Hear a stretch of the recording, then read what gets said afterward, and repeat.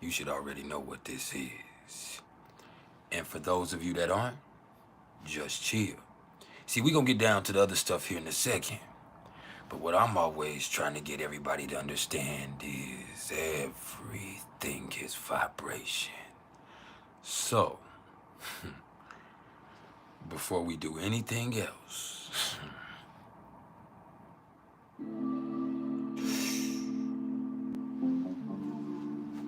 just vibe.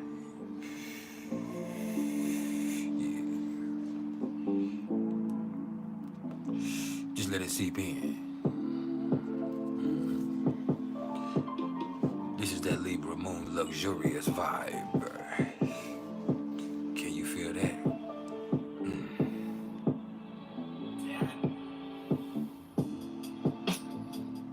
Yeah.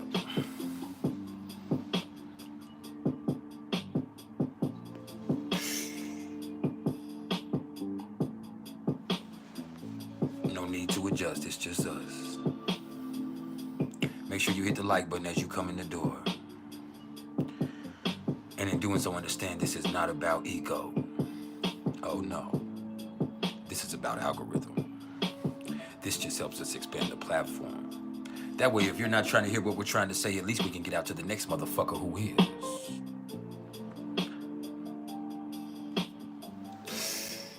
Just fine.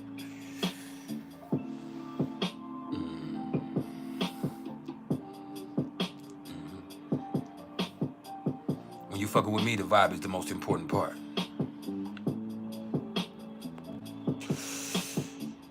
Yeah. I like that.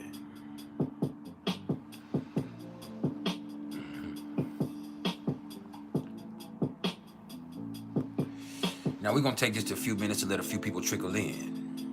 And then we're gonna get down to the nitty gritty. And we ain't gonna be here for long today, so the nitty gritty is coming fast. We're not gonna touch on the transits or elaborate on the aspects. I might quickly fill you in on what's going on, but we're not spending no time. We're gonna quickly get into the priceless top 5 hardest moon signs to live with. That's both for the native and for the people that have to deal with those people in their day-to-day life. So,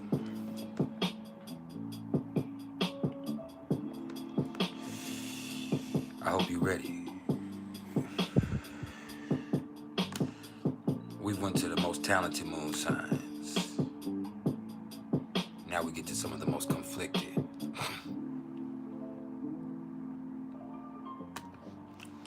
Some of them aren't conflicted, they're constricted. Some of them are wicked.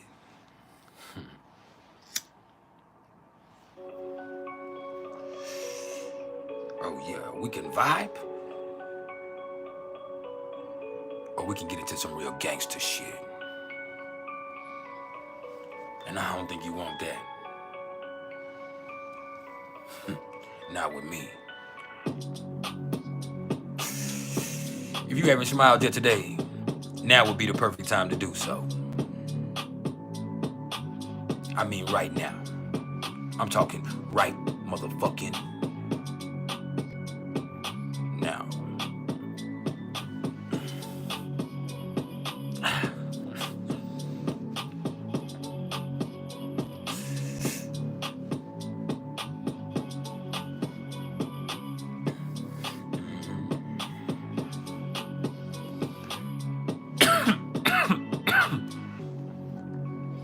Yeah, the vibe is the most important part. Heather Nielsen, how are you? How's everybody else doing? Where the fuck you checking in from?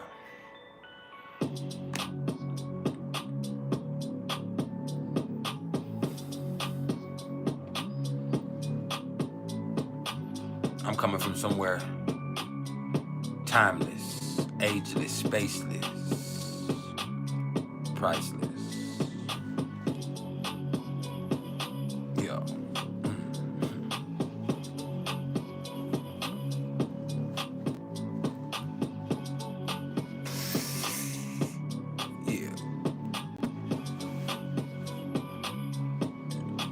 Make sure you hit that fucking like button. This is not about ego. That's self-sustaining. This is about algorithm. Onyx.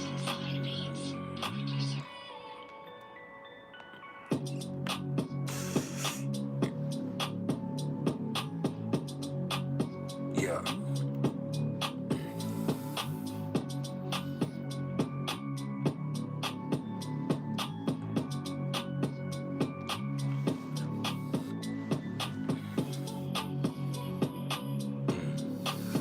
That part. That's remind how you doing. Panting. Raving. Ranting.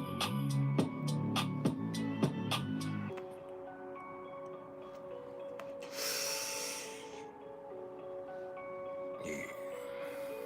Watkins Cat House. Where's your with it?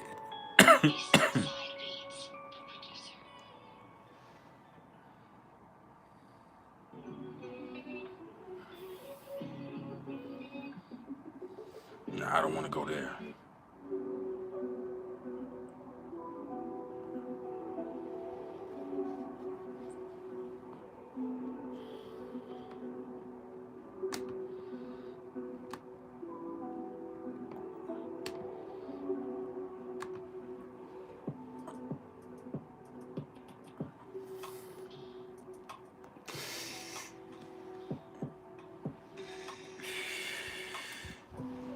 Yeah.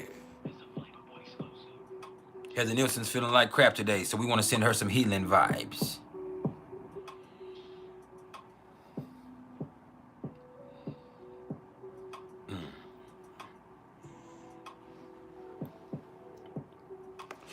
Onyx 2. Let me send some healing to you. Yeah. At least you can smile right now. I'm naked under this coat. No, I'm just playing. But I mean, I might be.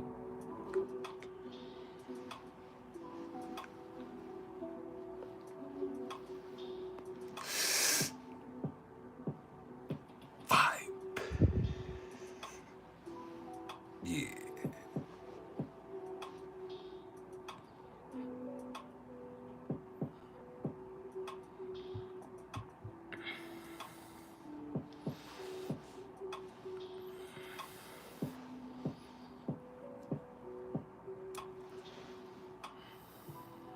Yeah. I mean, I feel alright other than my leg fucking with me. My leg been fucking with me. My back and my leg. It's probably sciatica. But yeah. My left leg fucking with me. It's not limiting my mobility or anything. It just feels funny in different places at different times. That's the way to put it. It's pains, but it's not like deep, bad, excruciating pain. It's a weird feeling. Could be pulled muscles from me doing stupid shit, or it could be from sciatica, from sleeping sitting up for 6 months, 7 months in a fucking row.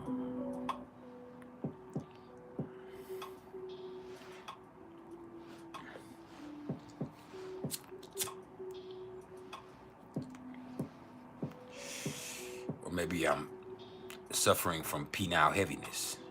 It's starting to affect my back. You know how some of y'all have to get breast reductions because it really fucks with your back? Same thing for people like myself. They think you slouching just because you have bad posture. But really it's that thing fucking up your equilibrium. Physiologically and psychologically. Yeah, take it from me. Some of y'all might not ever have that problem. Now, we are about 3 minutes from getting it all the way cracking. You hear me?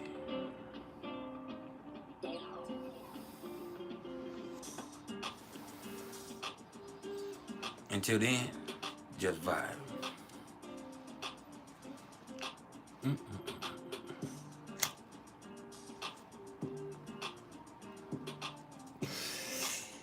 Yeah.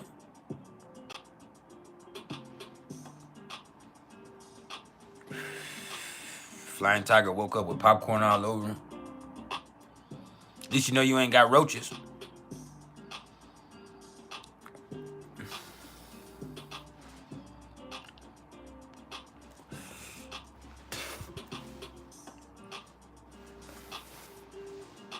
Because then you would have woke up in a different state.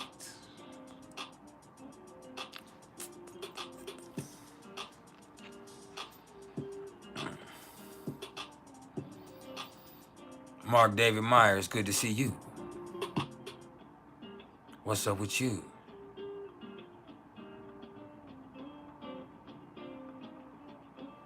It's good to see you. We in this thing. We finna have a little top 5 in a few minutes. I'm letting the vibe seep in about 1 minute.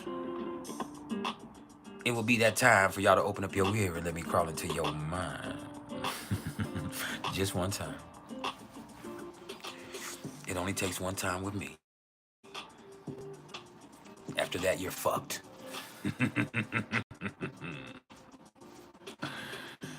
After that, you're fucked.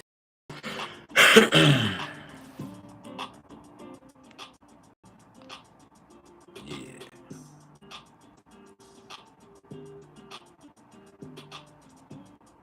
I guess you can't say that. They almost kicked me off for saying that. I shouldn't have said. Steve Miller got that line copyrighted. They almost could shut the whole live down.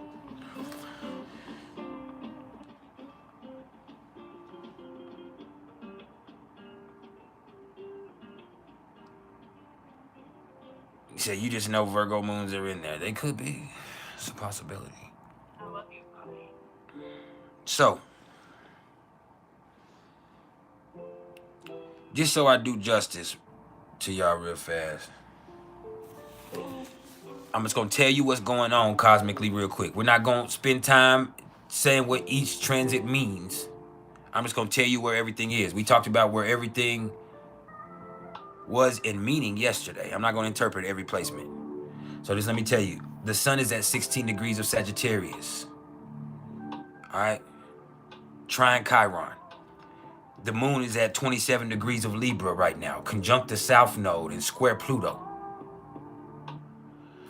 Mercury is at 7 degrees of Capricorn. Mercury is sextile to Venus, trine to Jupiter.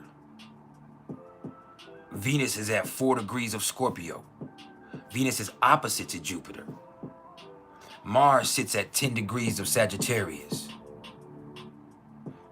Jupiter sits at 6 degrees of Taurus. Saturn sits at 1 degrees of Pisces. Uranus 20 degrees of Taurus. Neptune 24 degrees of Pisces. Pluto stretching you out at 28 degrees of Capricorn. But that stretch just wants you to change, baby. You gotta make some changes.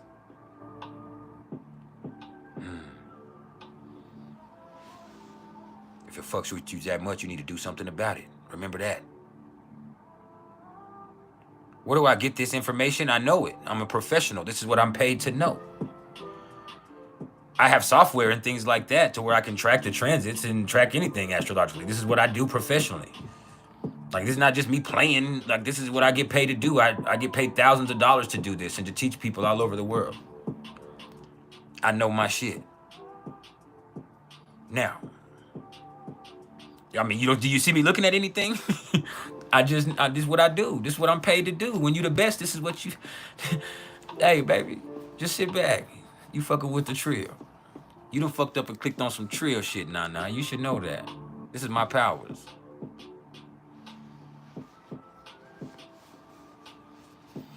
But you can use an ephemeris, but I don't. I have, sometimes I do. I don't want to lie and say like I do. But today I don't need to. I just know where things are. I might have to check to know where the moon is, but usually because of the timing that I'm able to develop in my head, I have an innate sense of timing. So I understand where things go and how fast they move, so I can kind of, you know, pick up where they are. Now, if I'm not sure, like when Mercury's in the shadow, retrograde shadow, like it is right now, or when the moon is about to transition. Earlier, I looked and saw where the moon was. See, earlier this morning, I looked at the transits. And so with me knowing where the moon was this morning, I know it hasn't moved but 2 or 3 degrees since then. It's only been 4 or 5 hours, 6 hours. So if it's been 6 hours or even 7 or 8 hours since I last checked, you say the moon moves a degree every 2.5 hours. So looking through that, you're able to just have a unique sense of timing in your head. You know, Mars moves about a degree every day and a half. Venus moves a degree a little bit more than a day. It takes a little bit over a day for Venus. It takes a little bit less than a day for Mercury. It takes a day for the sun. You get what I'm saying? The ascendant, when you want to know somebody's ascendant, that changes every 2 hours. The degree does. I mean, every few. My bad. The ascendant changes every 2 hours. The degree changes every few minutes. Every 2 minutes. Pardon me. The degree changes every 2 minutes. The ascendant changes every 2 hours.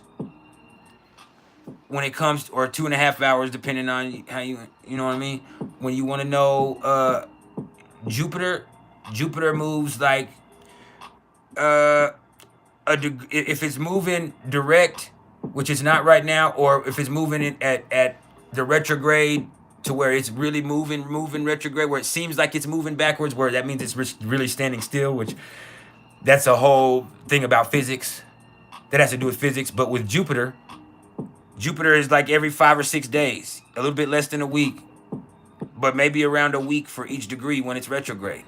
So it's going to move a degree backwards every week. Saturn is in a retrograde shadow phase, or post-retrograde shadow phase right now. So it's not moving. It's not going to really get into its normal speed until February. But it's still moving slowly. So Saturn right now, it's going to sit at 1 degree for a while. So I would say maybe for another week and a half, it'll be at 1 degree.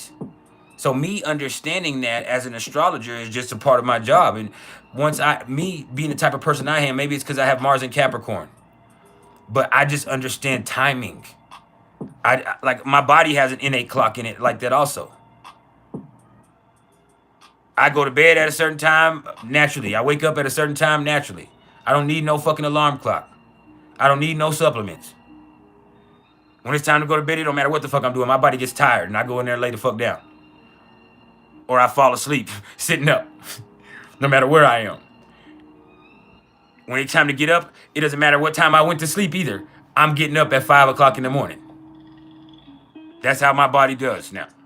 I wake up at 5 o'clock in the morning. Naturally. I can try to go back. If I stretch it, I can stretch till 7, but I'm not going to be comfortably sleeping till 7. It's not going to feel good. But that's only if I'm extremely tired. But that's just, and I don't need the clock. I don't need anything. I just naturally wake up at that time. That's just how it works. I have an innate sense of timing, which helps me in this profession. But I mean, for people who don't have that, they can track transits by looking at an ephemeris or having one of these astrology apps, and that'll tell them where everything is.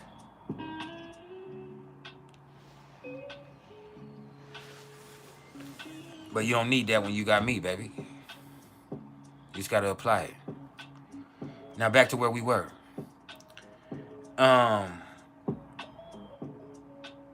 You distracted me. Chiron is 15 degrees of Aries right now.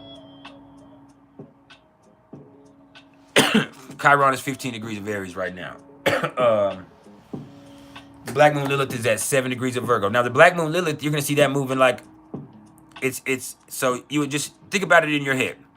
The Black Moon Lilith takes about 9 months to transit each sign. So 9 months, and you're gonna generalize, but you say 30 days. So 30 times 9. All right.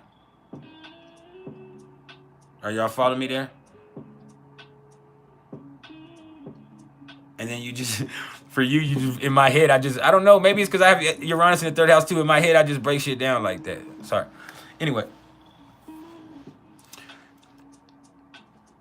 The numerology of the day is a 9 also. So you have to see the big picture. See where you fit into the big picture. And not only is it about seeing the big picture, it's about seeing how you could contribute to the big picture. It's not about direct service and doing stuff for other people like some people tend to say with the 9. No, it's more or less about how can you contribute to the good of all. Inspirationally. Through service. Through keeping yourself out of trouble. Sometimes it's that simple. It's like, I know I could be a menace. So I'm going to keep out of the way and stay out of the mix. There's a whole bunch of ways with that. But how can you contribute to the betterment of the whole? How can you better love your fellow man without condition? I know that sounds sappy, but it is what it is. To do so is to empower thyself, because there's also an 8 in the date. Hit that like button if you haven't yet. Now, we're going to take about 1.5 minutes, and then we're going to, for real, get into the priceless top 5 hardest moon signs to deal with. Now, when I say hardest moon signs to deal with, I mean both as the native and as the people that have to cope with these individuals in their day-to-day life. And this isn't going to be a long live. I might spend 5 minutes talking on each one of these, and then we'll be done with it. All right? If you're on the list, you already know why. If you're not, be grateful. What's up, my magic? My G? Yeah. Just let that vibe hit you till then.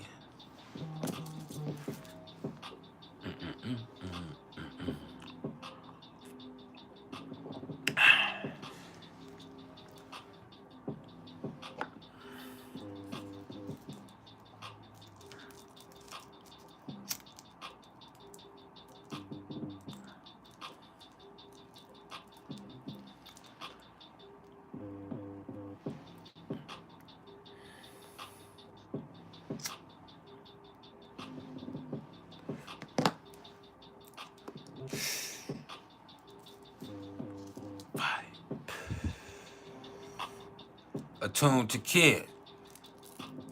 Nice to see you again. Yeah. If you're here and you haven't hit the like button, what the fuck are you here for? What you doing? You creeping? You hating? You swag sucking? As you can see, I got plenty to spare. I hope you have a long throat, because I got long swag, so long that it drags. Now let's get blunted. And let's get into the priceless top 5 hardest moon signs to live with. So, oh shit.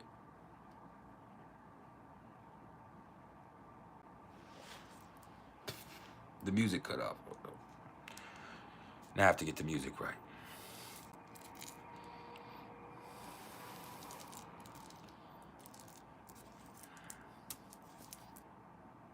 We do have an audible mention before we get into the actual top 5. All right.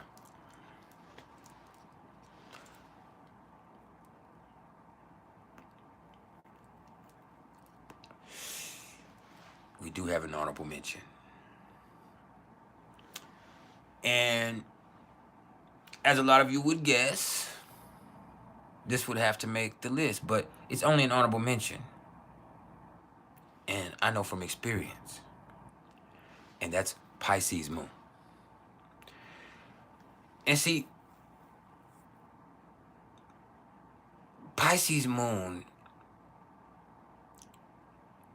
is here because Here's the thing.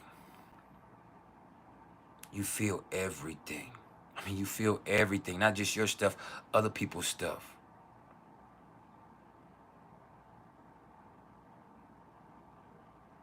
Hold on real fast before I even go any further. Watkins Cat House. Aries moon has no place being on the list. Sometimes you'll say, but sometimes you just be saying some shit. Ain't nothing hard about an Aries moon. They do what the fuck they want to do. They fucking have emotions that are right there on the surface. They express it. They get past it. It is what it is. Ain't nothing hard about no motherfucking Aries moon. Maybe to deal with personally, because a lot of people can't deal with that aggression. But nah. Look, Pisces moon are only the honorable mention because you can't help how you feel. You feel everything, but you're going to feel it. You're going to want to escape it. You're going to try to avoid it. But it's still going to find you because emotion and vibes are everywhere. And then just when you thought you could escape everybody else's and the mood of the moment, then you got to deal with you. And that's the worst. That's the worst. But if you can find some type of meditative practice, some type of spiritual orientation, if you can find some type of way to refocus those visualizing properties in your mind, then this can be one of the most beautiful moon placements that there are. Plain and simple. I love my Pisces moon. I don't hate it. But I had to learn how to understand it. Once I understood what's going on with me, I then had a place where I could feel special within myself. Maybe it's because mine is in the 5th house. That definitely does matter. But when it comes to dealing with Pisces moons, not only are Pisces moons delusional, as some people would say, but Pisces moons are also incredibly isolating and isolative. And they don't know how to deal with themselves. And when you have a Pisces moon that doesn't know how to deal with themselves, you have them kind of resorting to certain devious behaviors. There's things about themselves that they hide. There's things about themselves that they lie about. There's fantasies that they try to play into in real life. There's hidden addictions. There's hidden fears.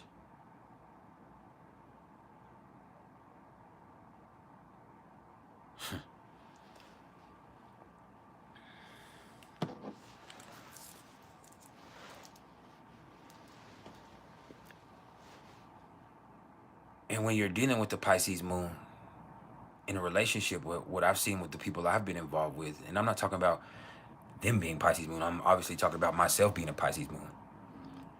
The problem is I need so much fucking time by myself that it creates an issue within my relationships. But the problem is I don't heal around other people.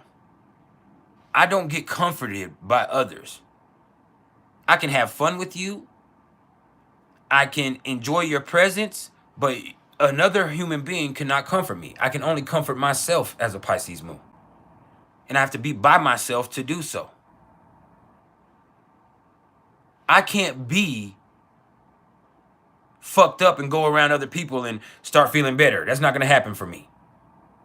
I can be okay and go around other people and stay okay.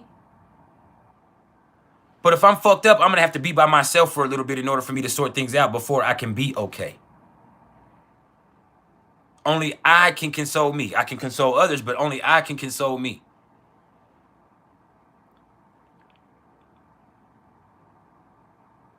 Only I can console me.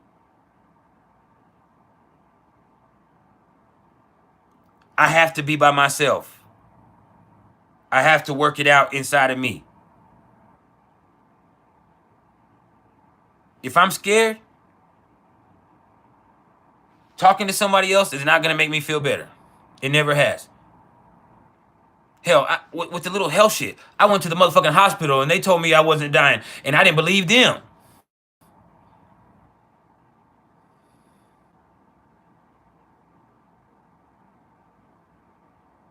It took time for me to sort out inside of myself that, oh, you're okay.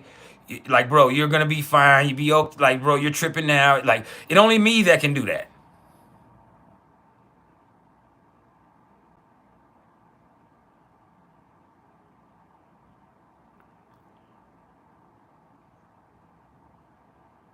And so in relationships, a lot of the times, I need so much time by myself, or Pisces Moon people in general need so much time by themselves that the people that they're involved with will think that there's something wrong with the relationship.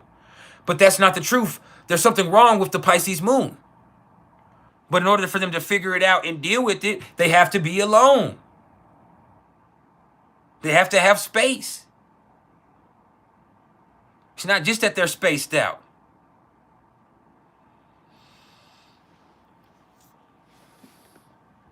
It's vicious.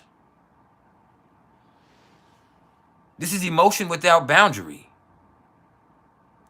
But, as I said before, it's only an honorable mention because Pisces Moons are also a delight to be around. Pisces Moon is one of the most beautiful placements to have once you have some way to refocus that visualizing property in yourself. Once you have some type of spiritual orientation or some type of meditative practice or some type of anchoring point or grounding mechanism.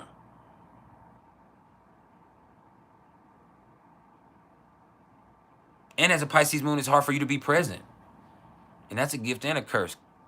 Because I'll tune out of your ass. I'll be in the same house as you, the same room as you, and be in a completely different plane of existence. But also, I could love you with all my heart, and you could love me with all your heart. And I can be in the same room as you. And you can be in the same room as me. And I can be in a completely different plane of existence. And no matter how close we want to be,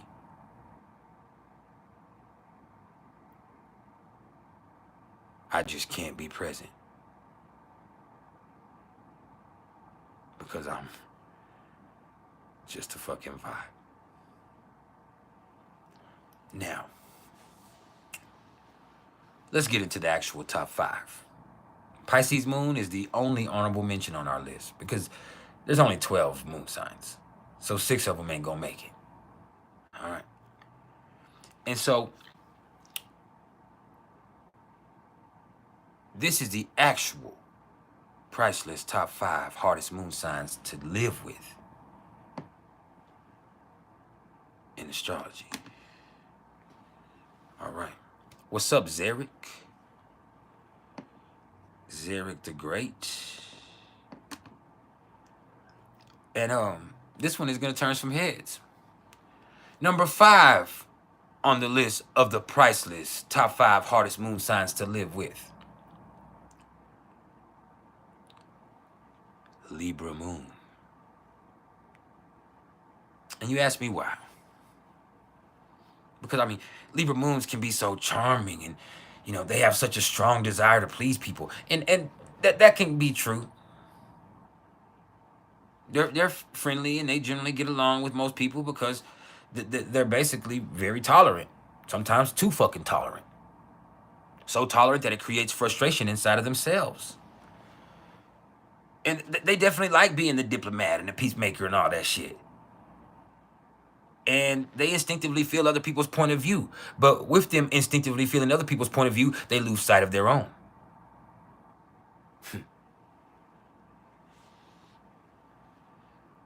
And they're going to have to learn at some point in their life to avoid being so paralyzed through oversensitivity to everybody else's perspective.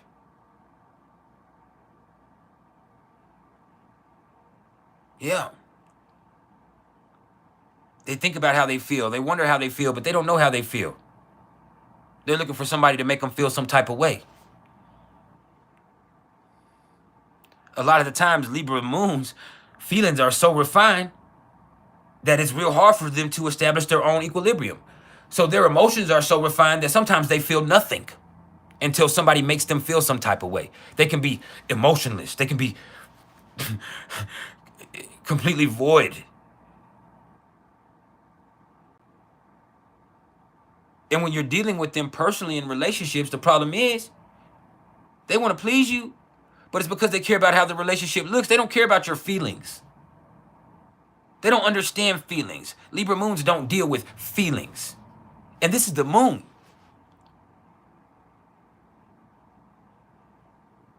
I need a few more of y'all to hit the like button for me.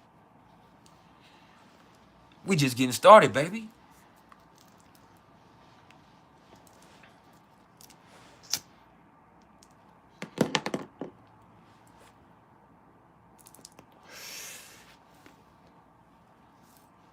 Libra moon's emotions are so refined that sometimes they feel nothing. They're constantly worried about what everybody else is thinking. They don't know what's going on with them. And they're waiting for somebody to make them feel some type of way. Oh, now I'm mad. You made me mad. Now I'm happy. You made me happy. Now I'm content because I'm with you. That's some crazy ass shit.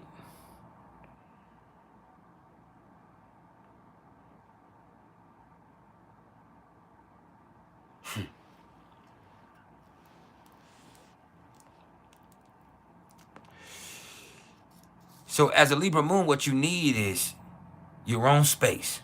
I'm talking about a space that's only yours and totally yours, that can help you create inner peace through creating external beauty and order.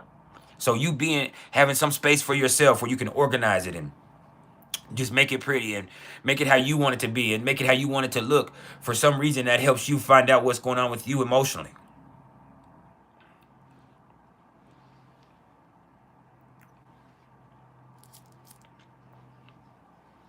With Libra moon, you can find yourself so caught up in how things seem that you don't know how you feel. And with your relationships with individuals, you're worried about how that relationship looks and how the public perceives that relationship. And if that relationship is right, not how that other person feels. And that's an interesting concept to try to ruminate over.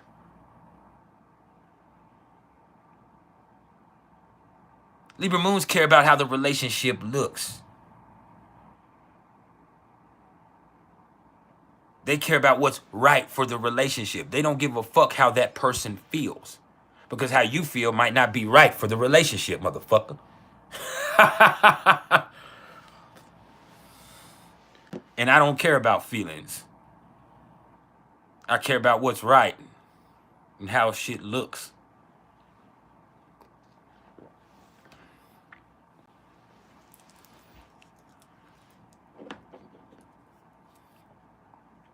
That's fucked up, man. But the fact that Libra moon's emotions are so refined that sometimes they feel nothing until somebody or something makes them feel some type of way. That's why they're number 5 on the list of the PrIcElEs top 5 hardest moon signs to live with. Now, let's get to number 4. And we're going to move quickly because I want to be able to open up the floor for y'all. All right. And number 4. This is one that I've dealt with a lot personally in my life.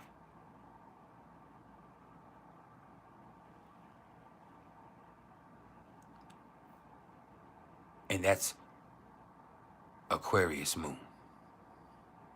Number 4 on the list of the PrIcElEs top 5 hardest moon signs to live with is Aquarius moons. Why?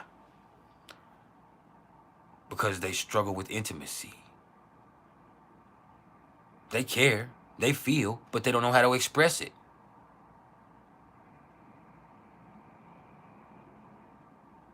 They don't know how to fucking express it. Sometimes they seem largely unemotional. Sometimes their own emotions feel impersonal to themselves. See, you can have an Aquarius friend or an Aquarius moon friend, pardon me, not an Aquarius sun, but an Aquarius moon friend. And they're your friend, maybe even your best friend. And they'll be good friends. And you'll think that's your best friend and that they treat you a certain type of way because y'all are that close. But you'll realize they just treat everybody like that. They're just a good friend. And that's not a bad thing, but that's something you realize. Y'all are never as close as you thought they were. As you thought they were. Y'all's relationship ain't what you ever thought it was either. They're just good people.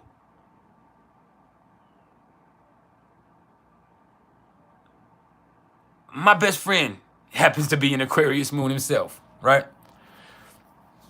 And I call him my best friend, but he calls everybody his best friend. You get what I'm saying? I'm a Pisces moon, and I call him my best friend, him or his brother.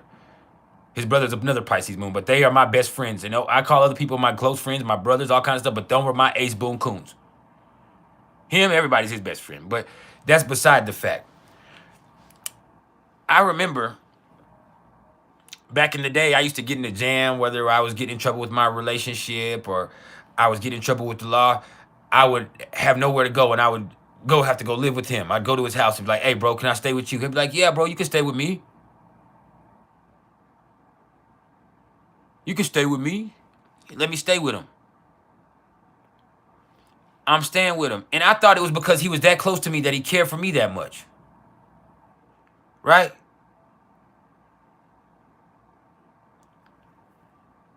And then I moved out, got in trouble, went to prison or whatever, came back and realized, and he had 4 motherfuckers living with him. And besides that, everybody that I'd known had lived with him during that time that I had been in prison. And there's nothing wrong with that. He helps people in need. But and this is just an example. I thought that he cared for me so much personally that he just looked out for me in that way. But the fact of the matter is, anybody could live with him. One of y'all could pull up at his house right now and not have anywhere to go, and he would let you live with him because he's that type of person. And I get out of prison, he's like, hey, bro, I don't even like any. He pulls me to the side and said, hey, bro, I don't even like any of these motherfuckers. Help me get them out of my house. Aquarius moon. I don't even like these motherfuckers. Get them out of my house. I remember he had a girlfriend. He had a girlfriend. And she stayed at his house every night. I had to go, and he still would not give her a key to his, he wouldn't give her a key to his house. She slept over there every night. But he wouldn't give her a key to his house. And so I had a key to his house though. And so every day when she got off work, I would have to leave my house or leave wherever I was at, go unlock his door for his girlfriend who supposedly lived at his house. And she's telling me, oh, he's supposed to be making me a key today. He's supposed to be making me a key today. And he's telling her, and she's telling me that, and he's telling me like, bro, I ain't never making her that key. Like, I don't even, bro, I'm hoping she gets tired and just stops coming over here, bro. Like, for real. And I'm like, bro, why are you, like, if that's supposed to be your girlfriend, she thinks y'all have a close relationship. And you don't even care for her like that. You don't even care. I mean, you're just being nice. And that's the problem, even more than Libra moons with Aquarius moons. They just do shit and be nice, but that doesn't mean they're kind or they really care. They have a real hard time with one-on-one intimate connections. They have a real hard time expressing their emotions.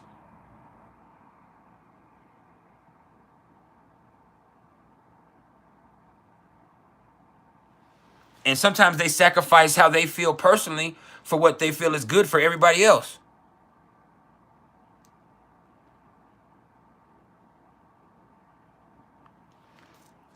They're real motherfucking cool.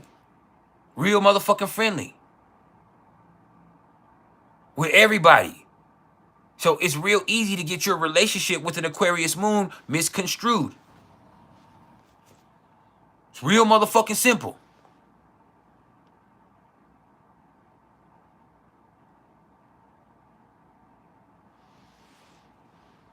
You realize they're like that with everybody. Try to have an emotional conversation with an Aquarius moon and see how fast they climb up on your ass. See how fast it gets awkward. This is a person that supposedly cares about you, one of your closest people, whoever it is. You talk to them about your feelings and see how they act. Try to get them to say how they feel.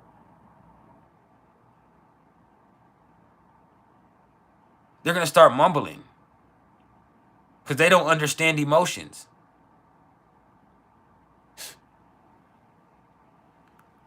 They don't understand emotions. Emotions feel foreign to them. They're there. They're actually quite passionate. They're very passionate. They love, but they don't know how to express it. They love you so much, but they don't know how to express it. They treat everybody a certain type of way. So how, how can they treat anybody special?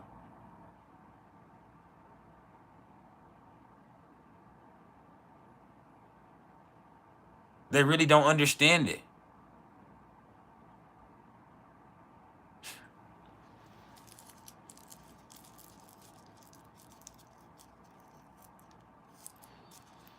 It can be fucked up.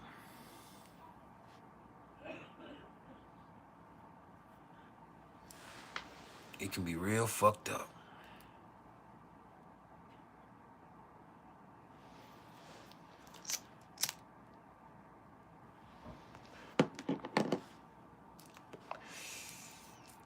So that struggle with intimacy.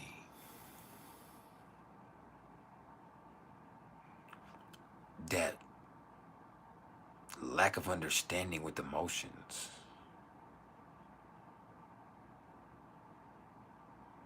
That's why Aquarius Moon is number 4 on the list of the PrIcElEs top 5 hardest moon signs to live with. All right. Now, let's get to number 3. Anybody want to guess what number 3 is? If you guess what number 3 is, I will give you a free numerology reading or half price on one of my other services. But you only get 2 guesses, the first 2 people. Other than that, we're moving on. I'm not answering that question. That might give something away. You got a chance.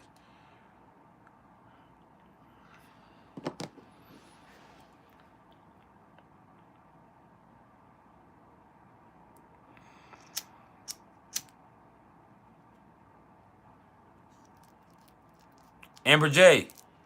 Hold on, let me see this. Amber J, send me an email. You can either have a half price reading or you can have a free numerology reading. Send me an email at mr.turner1300@gmail.com. Say, I want. So number 3 on the list of the PrIcElEs top 5 hardest moon signs to live with. Virgo moon. Hey, man. Virgo moons are really hard on themselves. Virgo moons are going to be really hard on you. They're analytical, critical, and technical. And they're largely unemotional. They don't take shit personal.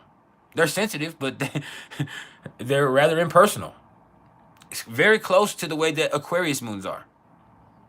Really, to be so different, Aquarius and Virgo moon are very similar. Aquarius just might care a little bit more. That's why they're number 4 and Virgo moon is number 3. Virgo moon is dependable and reliable, and they're not bad. But they're not caring. They're not emotional. They're not affectionate. Or affectionate, not affectionate, pardon me, affectionate. They're really hard on themselves. They're highly critical of you. They're over analytical of every situation. They remember everything. They let go of nothing. They're very sensitive.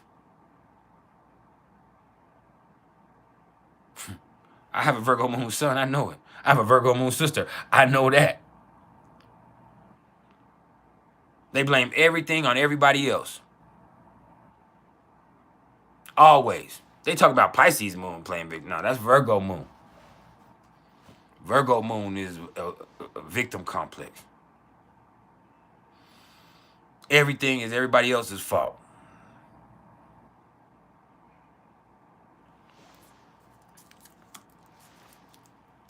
And sometimes Virgo moons can struggle with their mental health.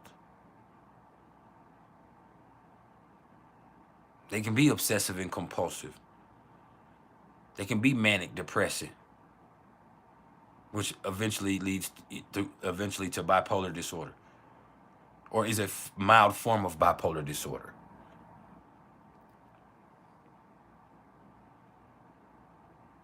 Virgo moons, hey man,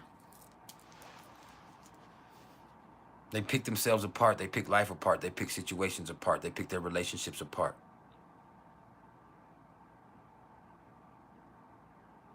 Sometimes to the detriment of those relationships, sometimes to the detriment of self.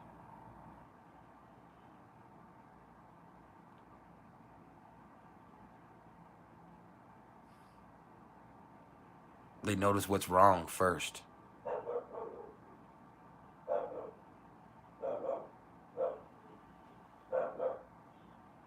They notice what's wrong first.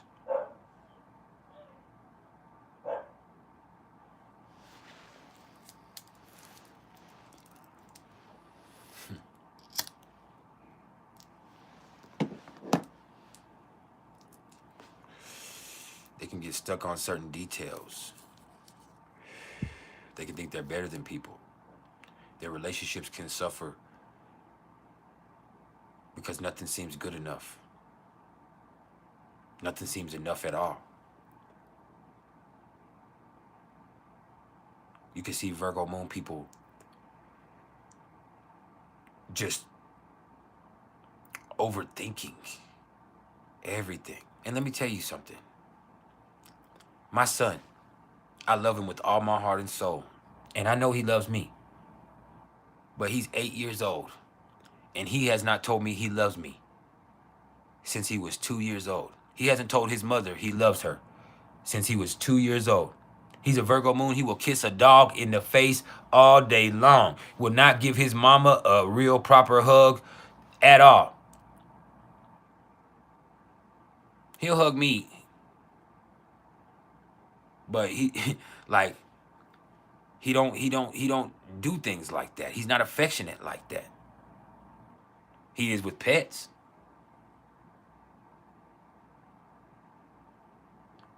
I see your email, Amber. You got to pick whether you want a free numerology reading or you want a half price on one of the other services. But yeah, man, as a Virgo moon, he can't say I love you.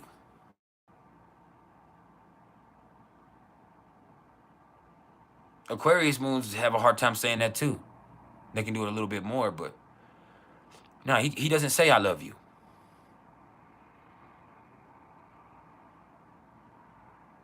That doesn't mean he does. He's not gonna love you because he'll be there for you. If anybody gets sick or if you need help with something, he's gonna be there for you.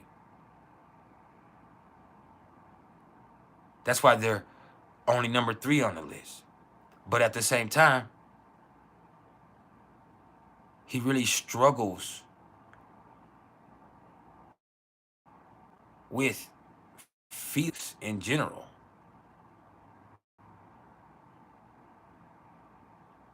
He really struggles with them.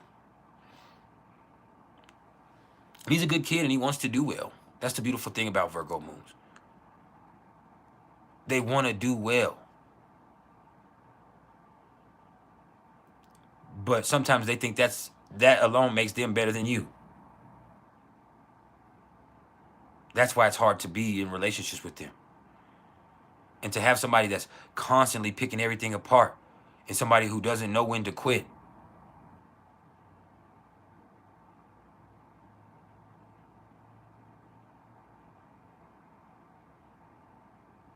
Somebody who's analyzing your every move.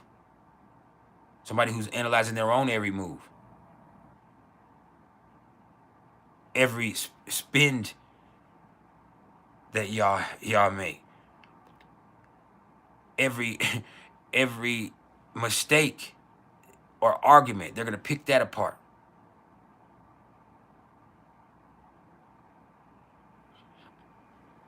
Sometimes that meticulousness is exhausting. It's exhausting.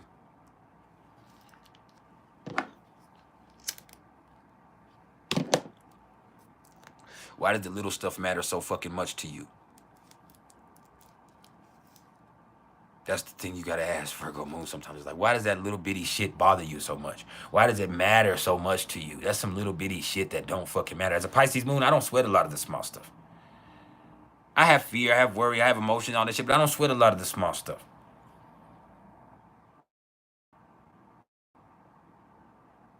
But every little thing bothers Virgo Moons. They're very fucking sensitive. But a lot of the times, they are incredibly unaware of how easily they offend people themselves.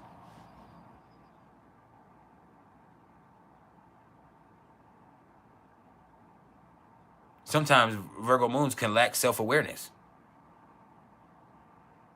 They're too worried about what's going on with everything and everybody else.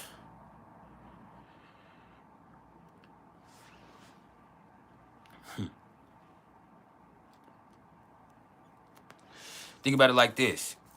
Virgo and Aries are in conjunct to each other.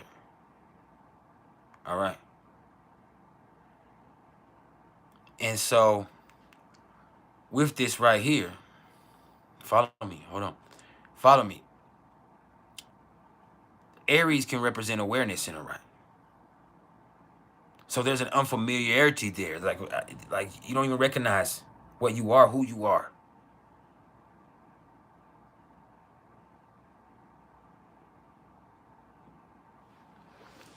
There's a certain obliviousness.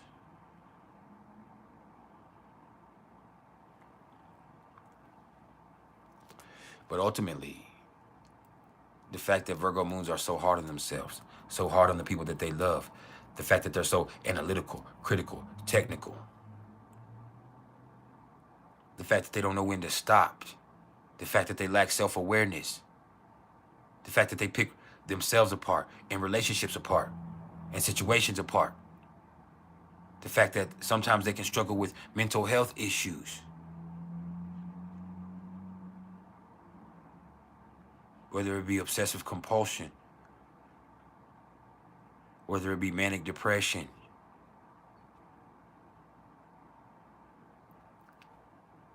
whether it be the fact that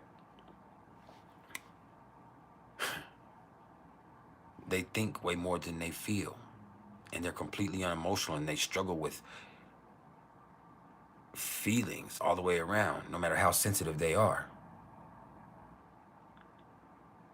That's why Virgo Moons are number 3 on the list of the PrIcElEs top 5 most difficult moon signs to deal with. Now, I ain't gonna do no trivias or giveaways on the top 2 because y'all should know what these are. These ones are universally treacherous. You just have to figure out which order these top 2 come in. So,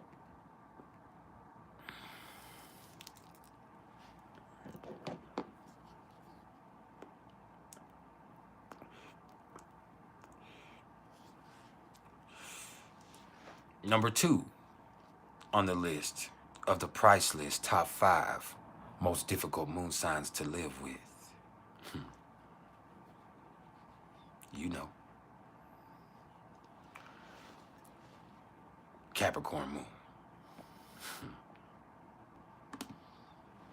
See, Capricorn moons are ambitious and cautious and practical people. That's the truth. And they're leaders. They know how to hold on to a position once they've taken it too. If there's somebody who gets into the spot at the head of the company or the head of the class, they ain't giving it up easily. And they're really good at applying pre-existing principles. But they lack imagination. They take everything so fucking seriously and literally. Now, I do tell people when I give them a reading that if they have a Capricorn moon, what they lack in imagination, they can always make up for in diligence and reliability. But we're talking about living this right here. See, the fact of the matter is Capricorn moons have lived a hard life. They've been through some fuck shit. I ain't met a Capricorn moon that had an easy life coming up. They lacked nurturing in some way. Whether somebody was real hard and strict on them, too strict on them, or one of their parents wasn't there. So they had to be responsible and they had to be hard on themselves. They had to grow up real fucking fast. You know that, have you seen my childhood? Type, yeah. Capricorn moons didn't have real childhoods in the way that a lot of us did. They can act childish, but that probably revolves around the fact that they didn't have a real childhood. The truth of the matter is, Capricorn moons have a low emotional intelligence. And a lot of them don't know how to face that.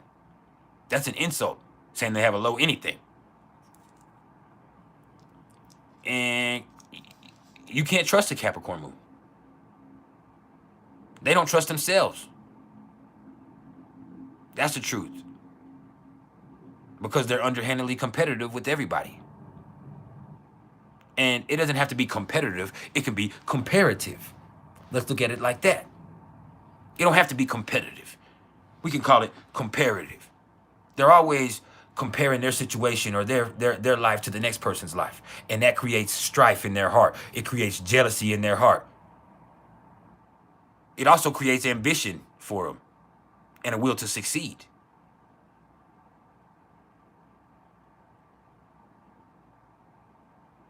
But for a lot of them, they're fucked up inside. Because they're always comparing what's going on with them to other people's life. They can see other people living good lives and having both of their parents and things were easy for them growing up, and they can start to resent those people. People with Capricorn moons can start to resent the people that don't have to work as hard as them. And at the very least, if they don't resent them, they won't respect them. If you don't work as hard as them, if you didn't come through it like they came through it, they don't respect you the same that they respect other people that have. That's the truth. They might love you. They might care for you. They might be responsible for you. But they don't respect you the same if you didn't come from the motherfucking mud like they did, or you didn't feel the struggle or the pain and the strife that they had to experience. Now, if you did, they have a profound respect for you. But if you didn't,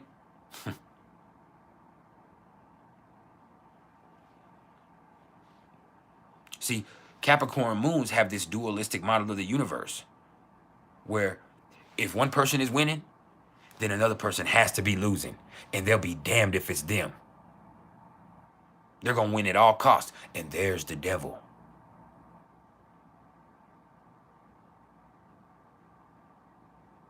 There's the devil, because somebody has to lose, motherfucker. Somebody has to lose. See, I have Capricorn in the 4th house also. I have Mars in Capricorn in the 4th house. I come from that shit. But I know that feeling of coming from a dog-eat-dog world.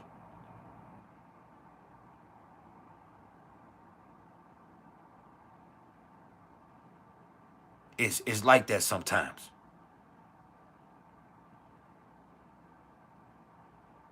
The struggle sticks out.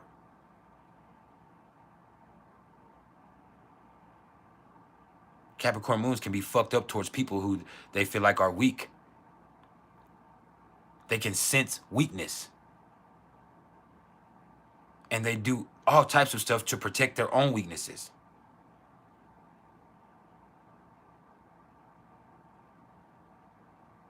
If they don't have some type of emotional outlet or some type of way for them to evolve spiritually, and a lot of them have, but for those that don't, they can be incredibly harsh and abusive people. And it's not because they're hateful. That's what's bad. It's because they literally think they know what's best or what's going to be best for another individual. It's because that's the only way they were taught. They respect discipline and hardship and pain.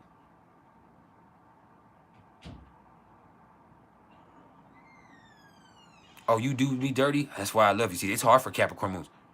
People can treat them real bad and they can take it and take it and take it and they can feel like that's love. They can be involved with people that they can't stand because they feel responsible for them. My father and my stepmother, they're not in love. They love each other, but they feel responsible for each other. One's a Taurus moon, the other one's a Capricorn moon. My stepmom's a Taurus moon, my dad's a Capricorn moon.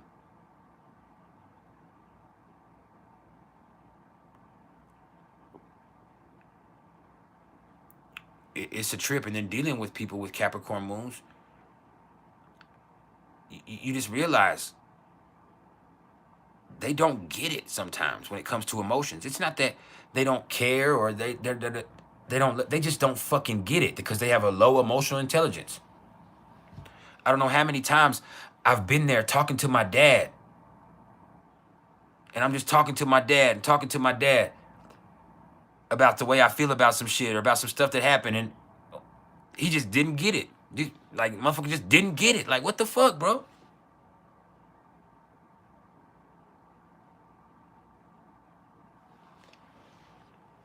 And they were raised so rough, a lot of Capricorn moons, that they don't have any imagination.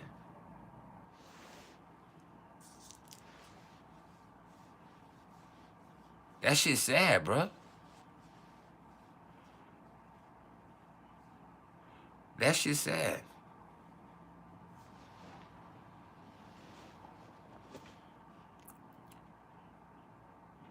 And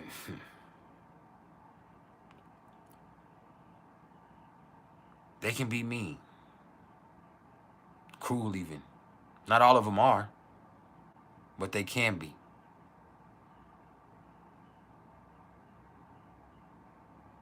Because the world has been mean or cruel to them, they feel. And sometimes the world hasn't been like that to them. They just see it like that. Now, I can also say a lot of the Capricorn moons I know either had a parent die when they were young or they had a parent that was not around. They were raised in single parent homes, a lot of the Capricorn moons that I know. They were largely raised in single parent homes. My dad had different stepmoms and shit, but my dad's father raised him. He didn't have a mom. His mother died when he was 7 years old, so he didn't have that nurturing.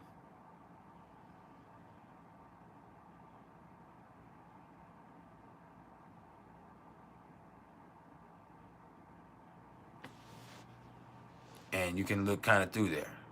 Or their parents weren't together. They could be products of divorce. It doesn't have to be that one's dead or one's not there. It's just there wasn't a lot of nurturing. It wasn't a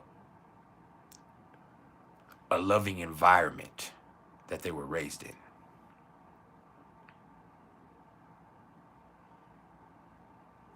But I'm telling you, for whatever reason, Capricorn moons start to feel this resentment. And they have to learn how to deal with that resentment. Whether it's through a spiritual practice or through figuring why it's there. Because that resentment is real dangerous for Capricorn moons. So that resentment, that hard life, that lack of nurturing, that low emotional intelligence, all of that is why Capricorn moons are number 2 on the list of the PrIcElEs top 5 hardest moon signs to deal with. Now,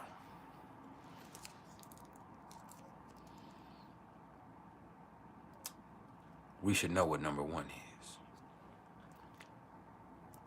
The number 1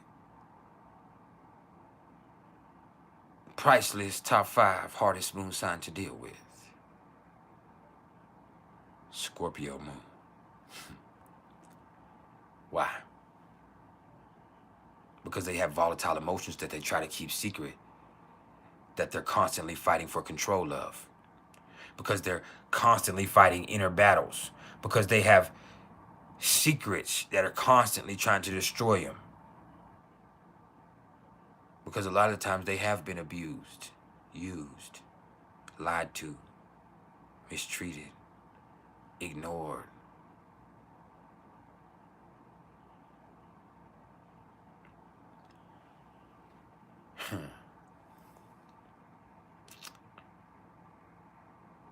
You want to know how hard life can be for a Scorpio moon? Y'all are going to think this ain't hard, but I want you to look at the last few years for Will Smith, Scorpio moon. And he's still as talented as he's ever been. But his secrets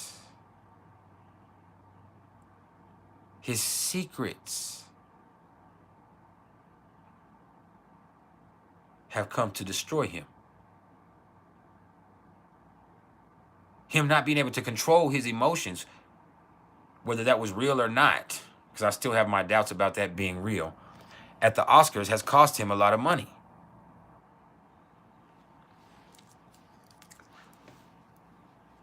I mean, the slap just didn't look real, but the situation obviously is real because you ain't seen him drop no motherfucking movies, have you?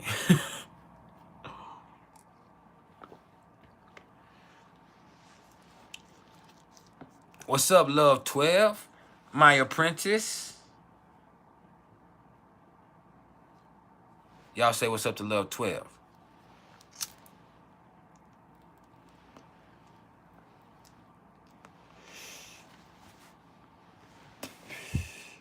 Please.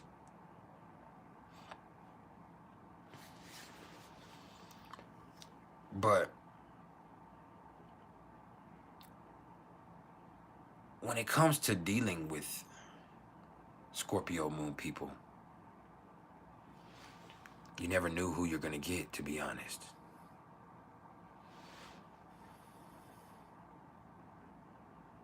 You never know what you're going to get. You don't know if something unresolved is going to come up and all of a sudden they're a whole different person than they used to be.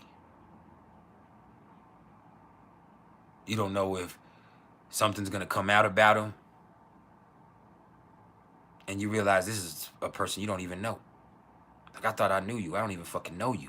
That's the type of shit you experience with Scorpio moon people when you're dealing with them. You all of a sudden looking at them like, man, I don't even fucking know you. Yeah, I know I look good on it. I know it. I know it. Don't start. I don't even fucking know you. Shit can get real dark. Yeah. It can get real motherfucking dark dealing with that Scorpio moon. They can have something come up inside of them, have them do something that is completely out of character. But what that really is some unresolved emotion, some hidden impulse, some secret desire coming for them. Some misunderstood and misinterpreted emotion that they tried to keep hidden.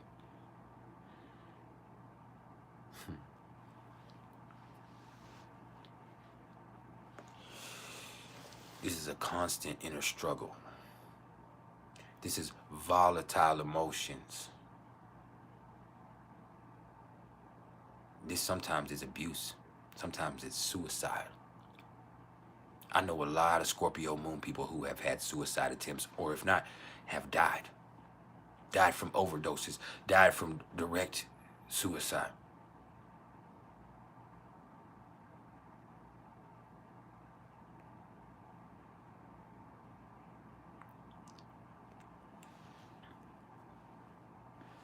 This is somebody whose emotional nature operates at extremes.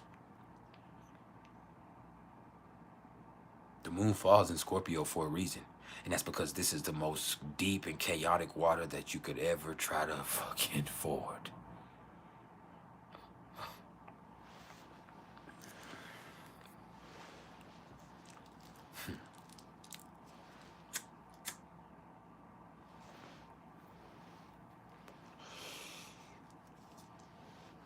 Yeah.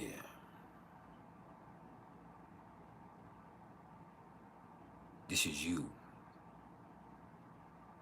in a motherfucking canoe in the middle of the Pacific.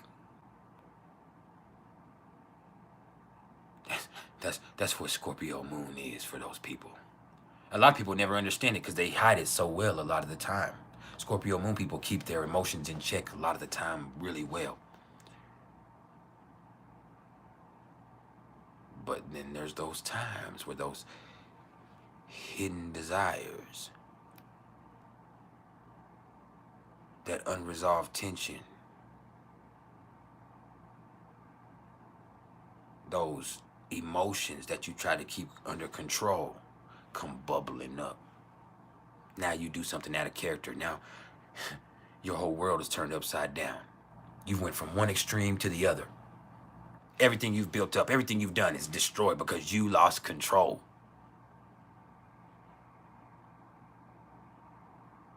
That's Scorpio moon. And for the people dealing with them, they see that. They see that. Everything will be going fine, and then all of a sudden this person self-destructs. Everything will be going fine, and then all of a sudden this motherfucker is just a whole different individual.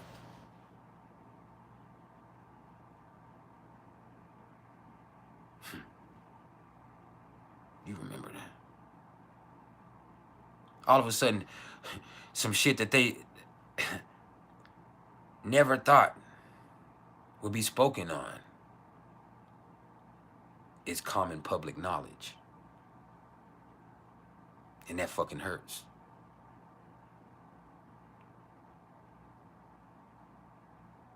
People with Scorpio moon, they have to deal with other people's secrets and other people's lies.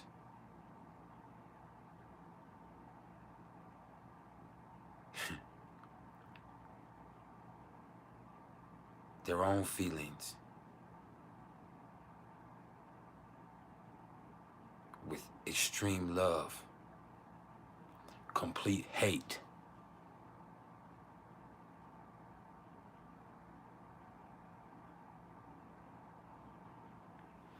It's fucked up.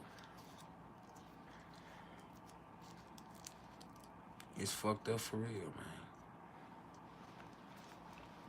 But what can you do?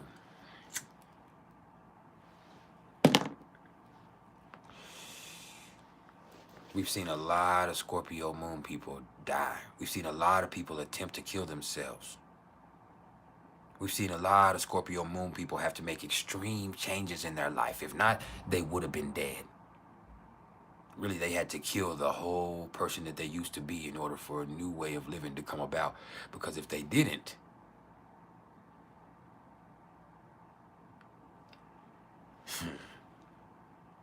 the lifestyle, the feelings that they had inside of them were going to destroy them. They had to get some type of therapist. They had to get some type of medication. They had to find some type of relationship outlet, because if they didn't,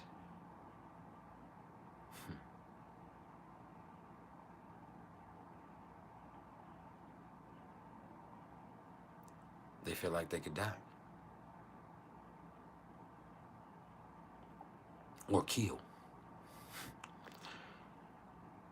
Or kill. That's another thing.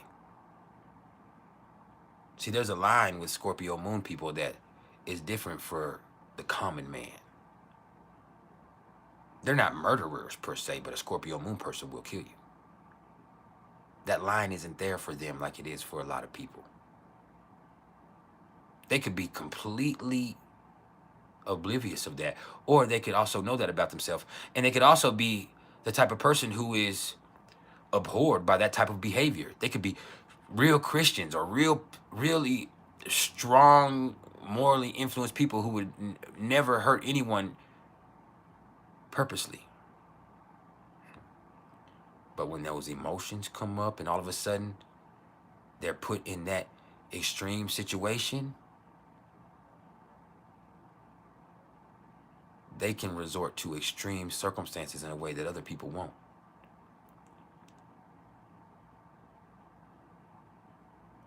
That line ain't there for them. You got to be careful with them. They have to be careful with themselves.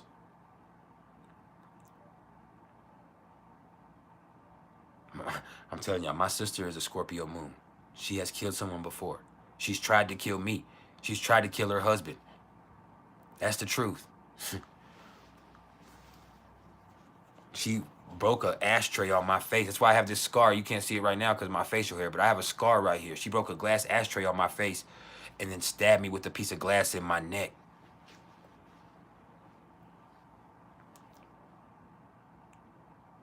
Right here. You see that scar? My jugular is right here. I had to have 12 stitches right here, internally and externally, and have a neck brace for 4 months. When I was 17, my sister stabbed me. Broke an ashtray on my face and then stabbed me with a piece of glass in my neck.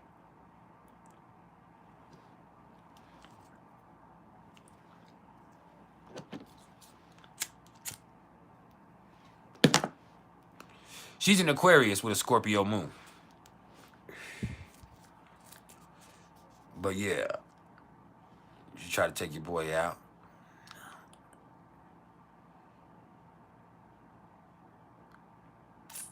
I still love her. She cut her husband across the chest and back with some box cutters. He had to get 197 stitches.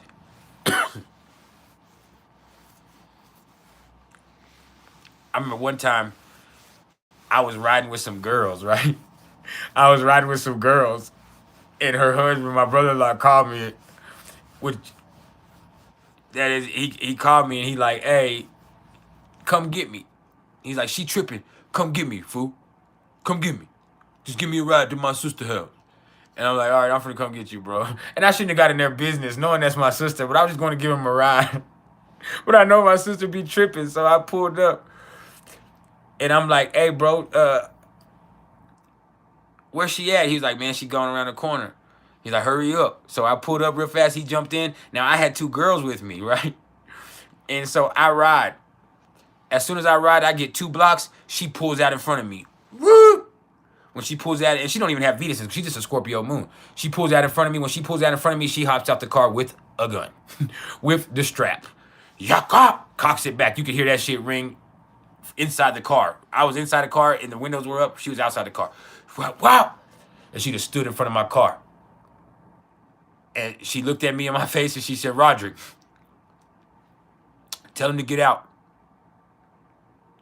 And I'm just staring like, bro, nigga, she done already stabbed me, so I know she would kill us. I said, bro.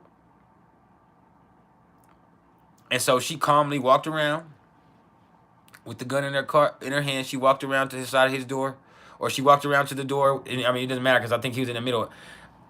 Or there's him and a girl in the back, and there's a girl in the front with me. She walked around, seen which door he was at, and opened the door and said, get your ass out. And she got out. I mean, not he. She got out. He got out. He got out and went and got in the car with her. She just shut the door and said, I know y'all playing. She's like, I know y'all not playing with me. And she's not a bad woman. I'm not saying she's gangster. Like she is she used to be, but she's a very strong Christian woman, very deep in her faith. But she don't take no fucking prisoners. Her mom, her sister, which is my other sister, they fuck up with their kids. Her man, his own teenage kids with his baby mama, she takes them people's kids. She takes people's kids. I'm not talking about CPS, where she calls CPS. She goes and takes these people to court and gets custody of these folks' kids. She has custody of my other sister's kids. She has custody of her sister's kids that passed away. She has custody of her man's kids or her stepkids. Like, she did not play no motherfucking game. And she has them in church and in school and staying away from everything. She is very strict and controlling, but she's a Scorpio moon.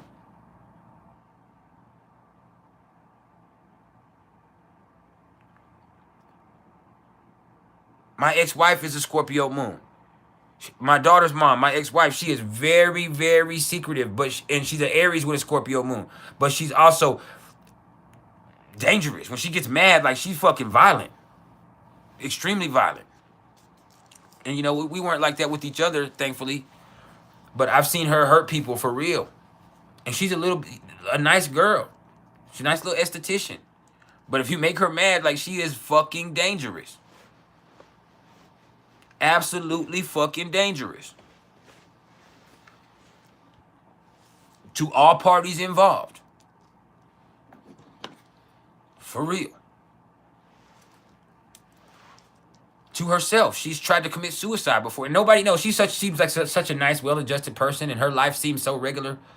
She comes from a military family, and her mom is very controlling and all this other shit, but you never know what really went on there. You never know what she has inside, and she still never told me to this day, and we have a child, and we were married for years, and all this stuff.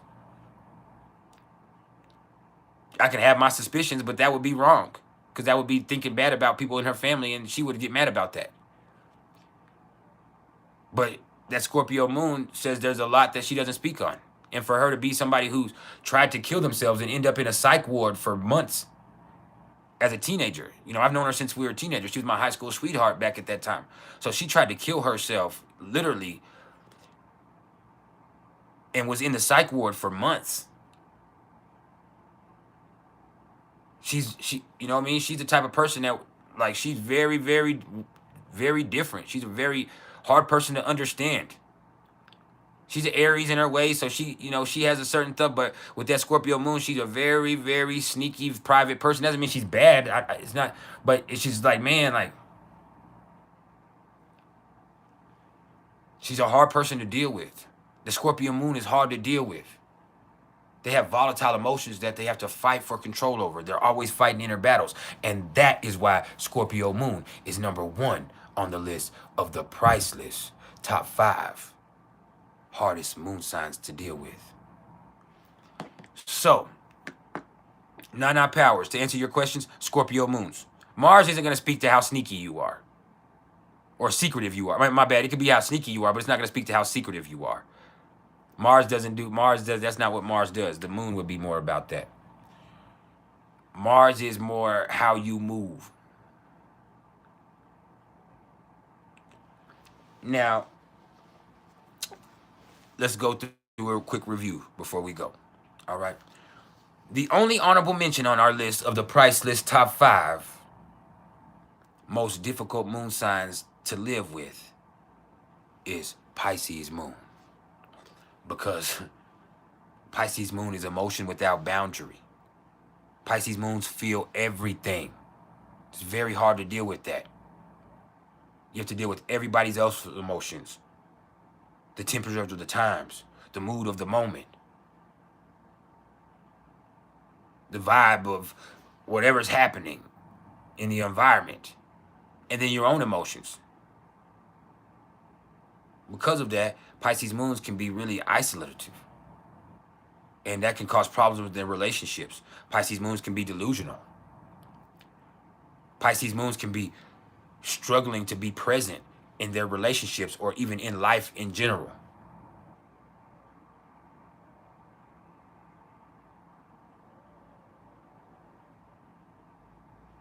So, I mean, you can see why Pisces moon is an honorable mention, but Pisces moon is only an honorable mention because once you learn how to deal with this Pisces moon in a healthy way, whether it's through meditative practices or some type of spiritual orientation or some type of artistic or cultural pursuit or something that you can do to refocus that visualizing process yourself, if you can do that with the Pisces moon, then you can be all right. You can actually be helpful to other people. That's why it's only an honorable mention, but it's hard to deal with. And it's hard to deal with in a relationship because Pisces moons, like, it's like they're there, but they're not there.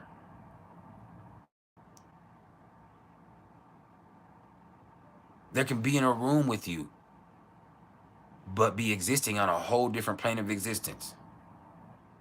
And that's cool till you're in a relationship with somebody and you love them and you want to understand them, but they live on a completely different plane of existence than you.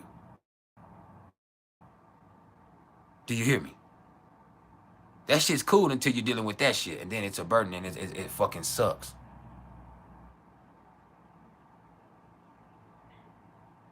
Then it fucking sucks.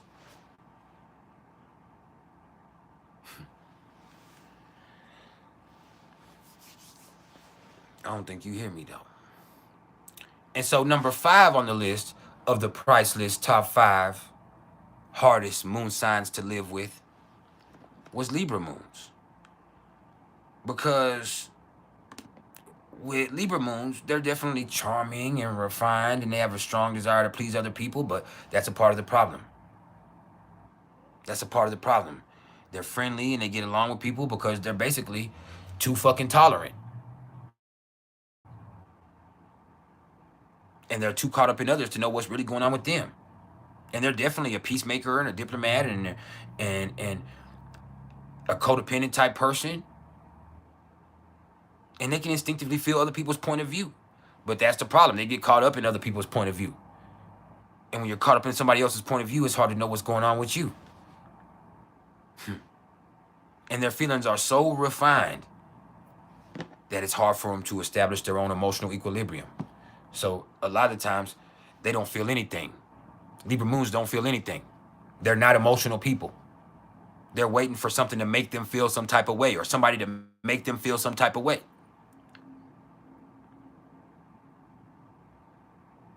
And then it's hard to be in a relationship with them because they're so dependent on you to be okay for them to be okay. They can't be okay on their own. They need you to be okay, and they need you. And at the time, they don't even care about your feelings. That's for them. And a lot of times, they don't even care about you personally. They care about the relationship as a whole.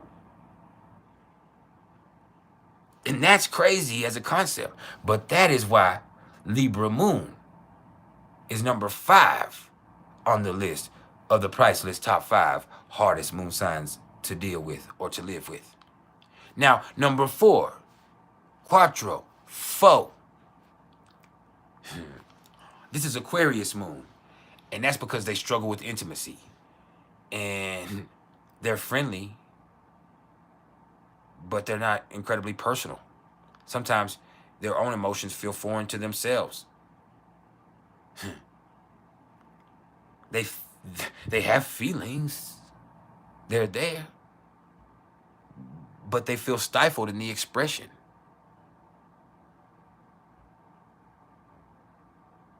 So they think about it a lot more than they feel it.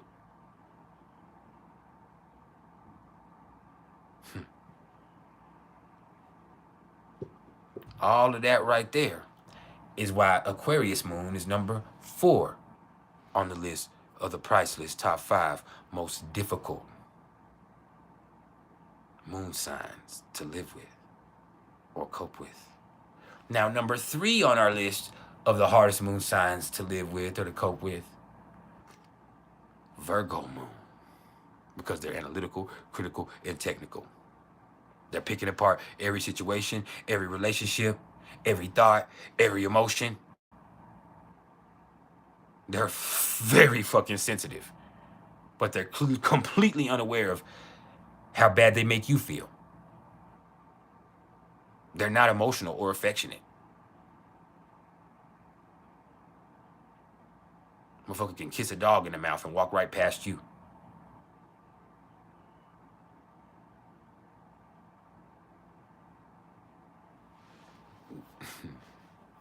They would rather help you pay a bill than give you a hug.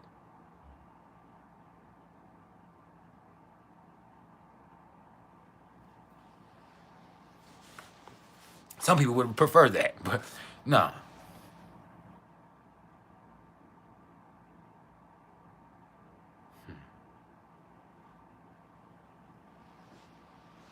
They're reliable and they're productive.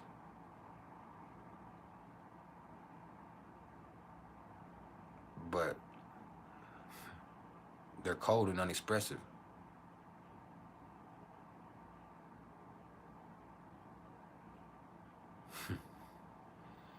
They're thinking and thinking and thinking and thinking and thinking and thinking and thinking.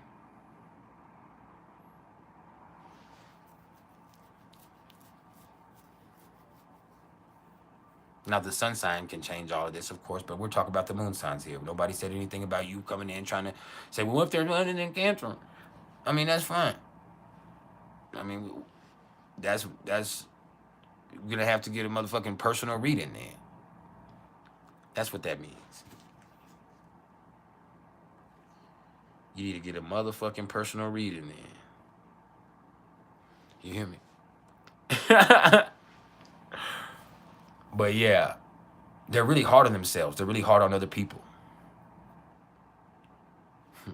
They're very nervous. They can struggle with their mental health. They can be obsessive and compulsive. They can be manic depressive.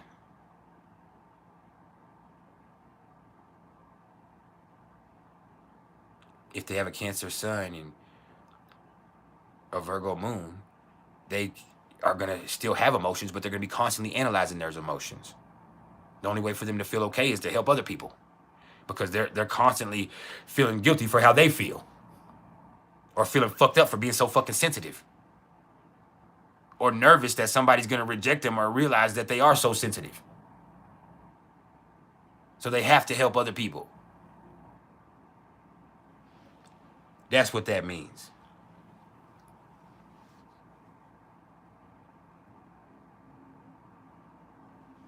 Yeah. You hear me? Now, all of that is why Virgo moons are number 3 on the list of the PrIcElEs. Top 5 hardest moon signs to cope with. And then number 2, this is Capricorn moons. And Capricorn moons are ambitious and cautious, and they're practical builders, and they know how to hold on to a position once they've taken it, and people are going to see them as a good leader, and they're really good at applying pre-existing principles, but they lack imagination. They're too fucking serious. You can't fucking trust them because they're always competing with you or comparing their situation to yours. They're always pushing themselves and pushing you. They've been through some hard shit, and they don't respect you unless you've been through some hard shit. And if you haven't been through some hard shit, they'll put you through some hard shit. They sense your weaknesses, and they try to exploit them on accident, even if they don't mean to. It's like, damn, you're weak. I'm trying to make you tougher. It's like, man, you don't need to make me tougher. I don't want to be fucking tough. I want to have fun and enjoy my life, motherfucker. Why you got to try to make me tough? They never understand that. They'll never understand that. Motherfucker, why you trying to make me tough? Like, that shit crazy, bro. Hold on, I need to plug my shit in here.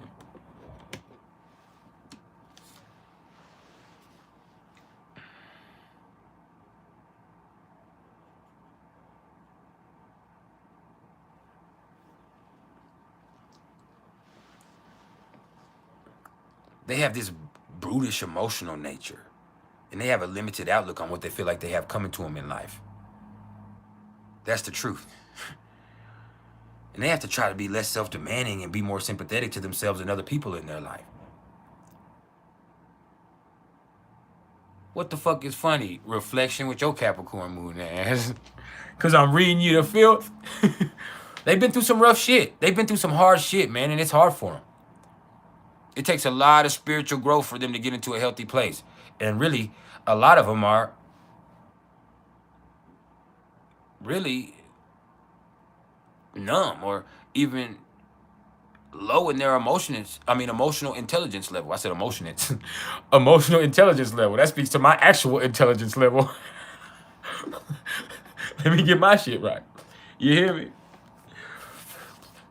But all shit to the side, man. Capricorn moons, man, like, they have this dualistic model of the universe where if one person is winning, then another person has to be losing.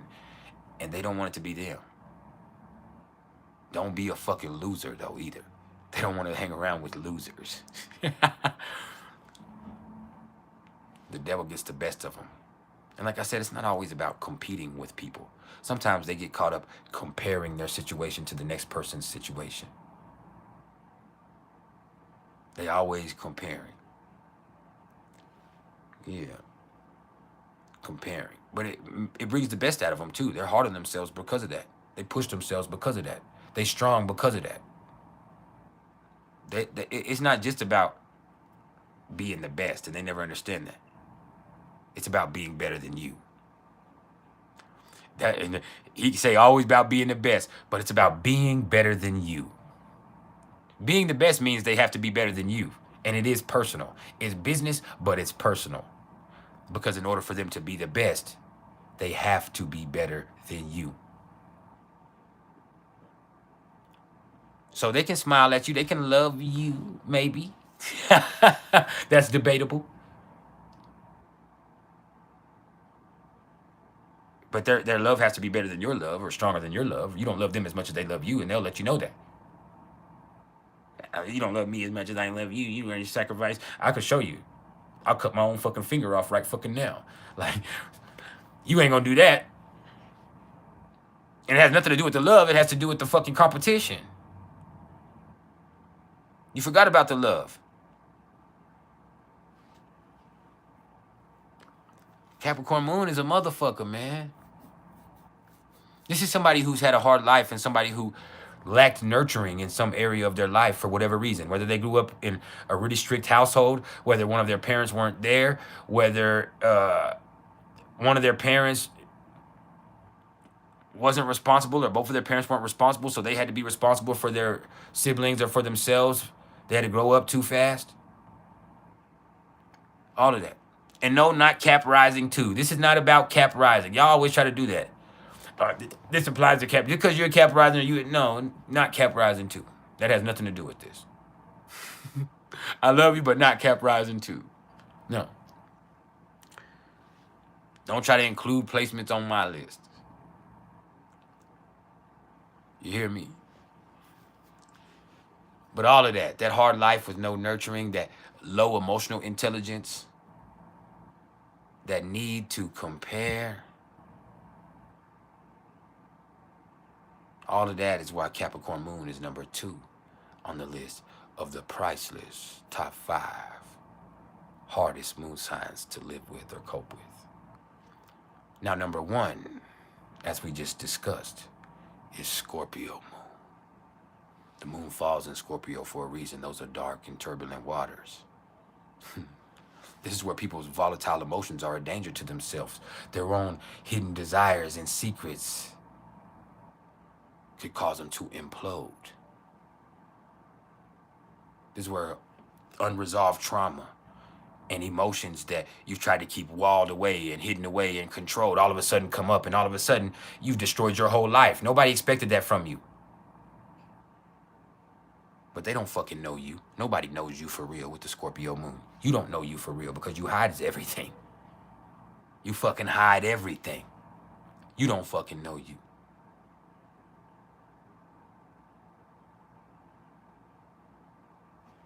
You're a private person who has no personal life. You won't have a personal life. You can't hide.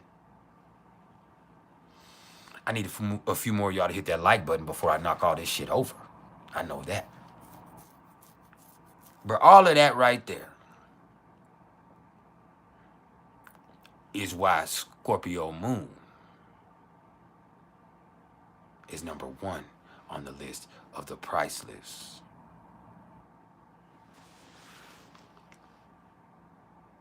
Top 5 hardest moon signs to deal with. And that concludes my list. We have 15 minutes for any questions y'all may have or any conversations y'all want to get in, and then I got to go.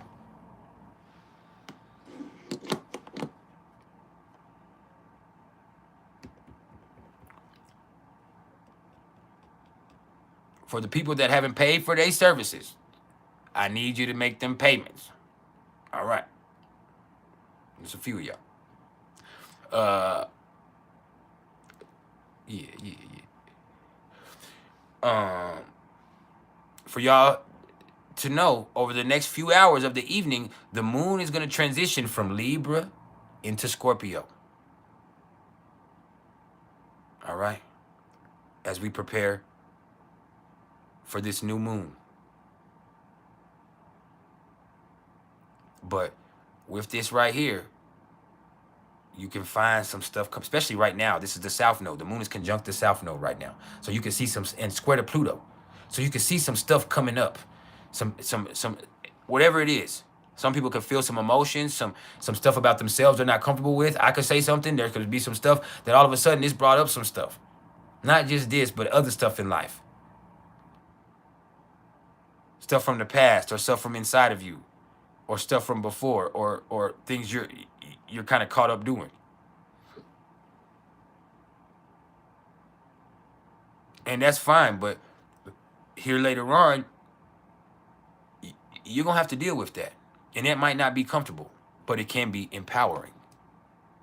Remember that. This weekend, we got the moon in Scorpio.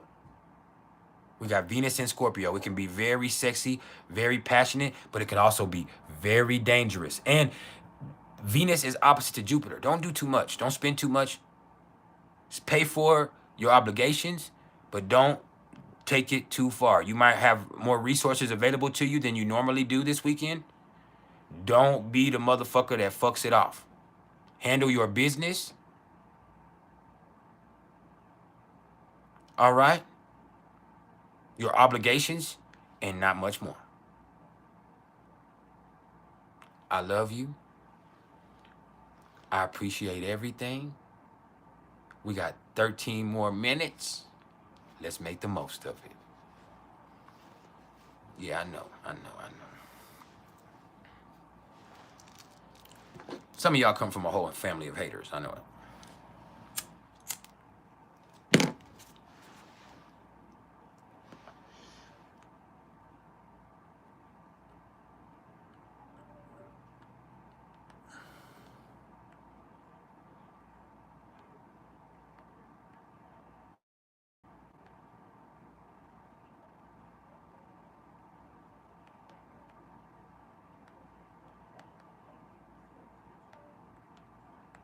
Hold up, I'm texting my wife. Give me a second, sorry.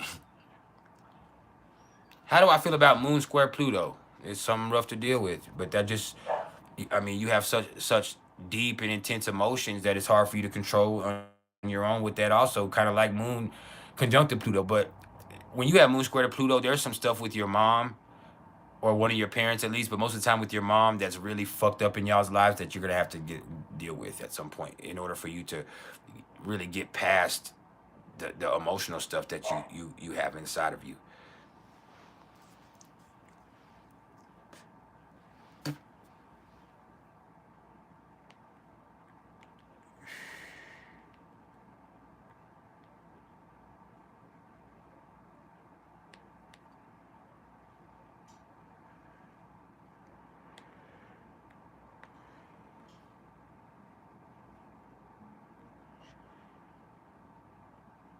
Hold on.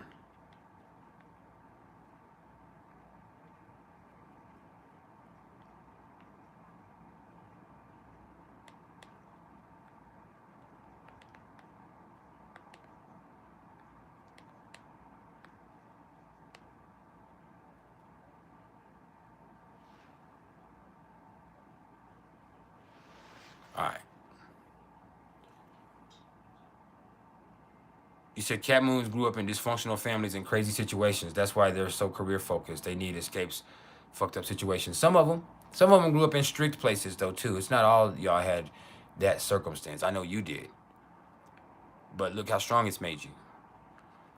You said who was 1976? Not me. Shit, I ain't that motherfucking old. Do I look that old today? Shit, that's just fucked me up. Do I look like I was born in 1976? Do I look 50 motherfucking years old? Like, have I been that fucked up recently? Hell nah. That's fucked up. Ain't no way I look 50 yet.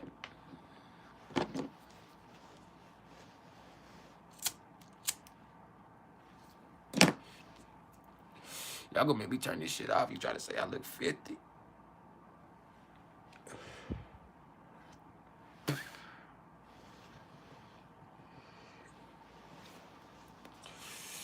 Zigzag zig.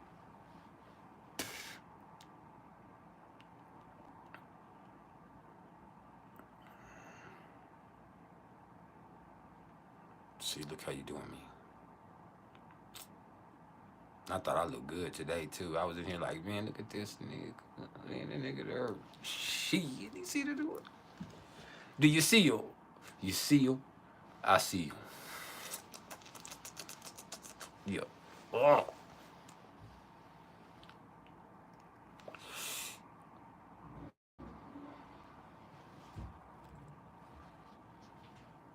Fuck all of y'all.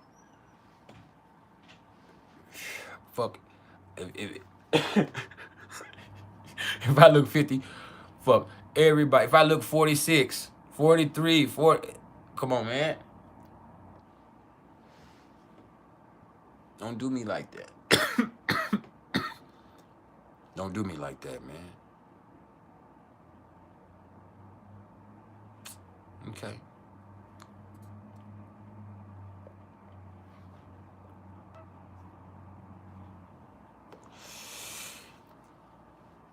Bro,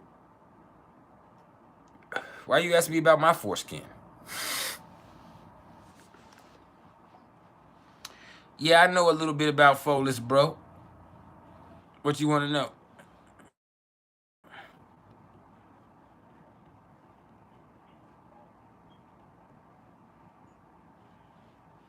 What you want to know?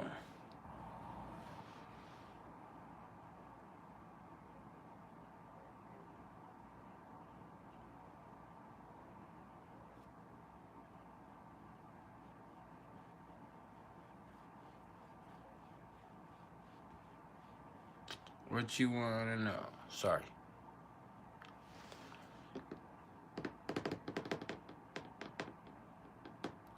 I mean, you have turning points there. You have spiritual awakenings in the 9th house, you know.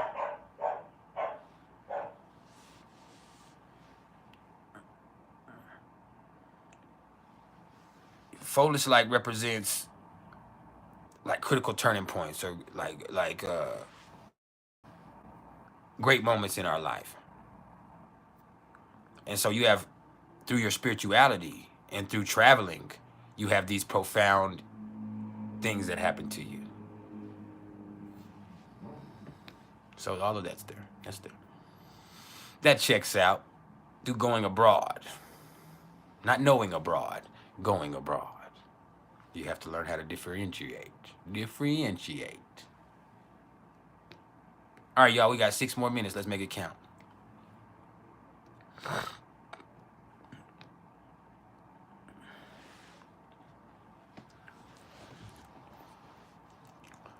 It's been one of them days.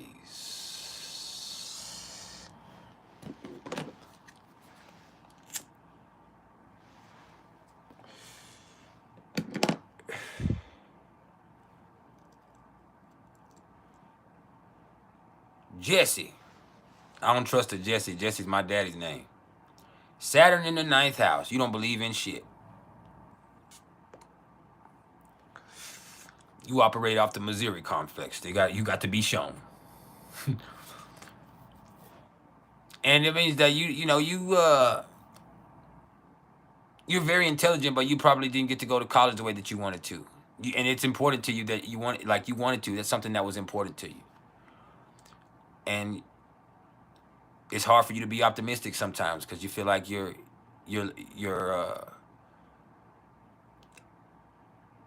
potential is limited. Sometimes you feel like there's certain situations and stuff that's limited your potential, and that's frustrating. Yeah, I know you.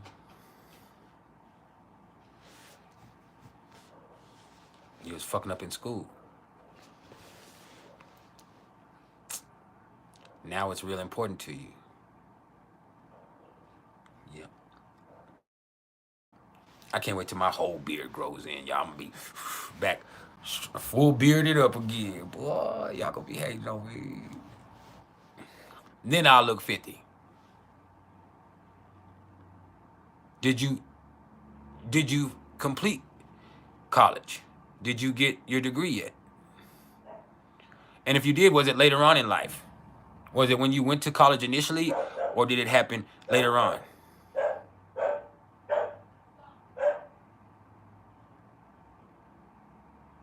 But was that when you were 18, or was it later on? And did you finish and get your degree? And did you get the degree that you wanted? Did you get it when you were 18? Later. Yeah, delayed. Yeah, later on. And so your school was important to you, but you didn't get it at first. Saturn delays things. I mean, that's something that's literal also. You talking about 50 is young. 50 ain't old, but I don't look 50. I ain't even 40.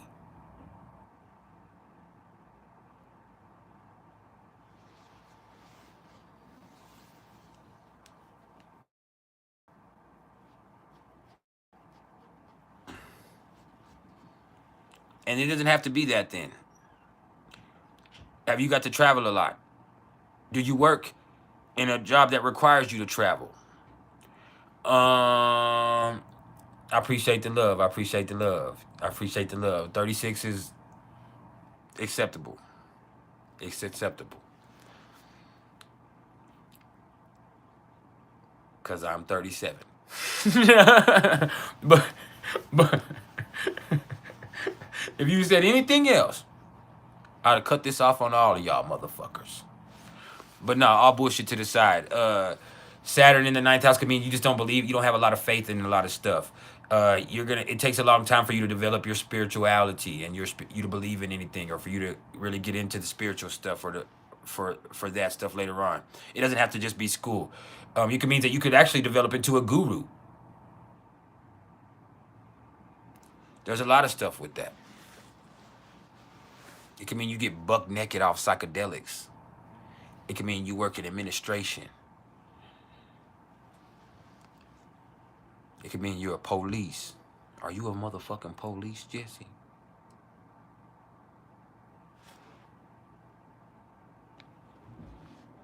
Look, we gotta go. I love y'all. I appreciate all of your love and support. I got to go. It's been an awesome live. I will be back on Monday at some, no, not, yeah, maybe Monday, maybe Tuesday. Y'all don't appreciate shit anyway. But I will be back.